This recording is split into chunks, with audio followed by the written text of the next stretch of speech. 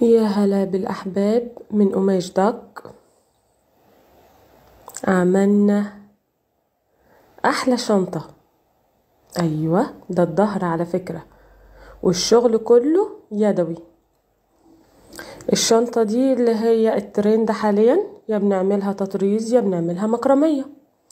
أنا عاملاها بالحجم الصغير أثناء الكورس بتاعنا. لا، حجمها صغير بس تحير. ممكن تحطي فيها اي حاجة، وطبعا هعرفك تعمليها بالاحجام كلها في الدورة بتاعتنا. يا ريت تشتركوا فيها. انا مش هاخد غير مجموعة واحدة ان شاء الله. شايفة الايد وغويطة جدا من جوه. ممكن على فكرة بنفس الحجم اللي انا عاملاه ده تحطي فيه المصحف بتاعك والسجادة في رمضان ان شاء الله، وتروحي تصلي التراويح. كل سنة وانتم طيبين. وممكن كمان تحطي فيها شغل للعميل بتاعك.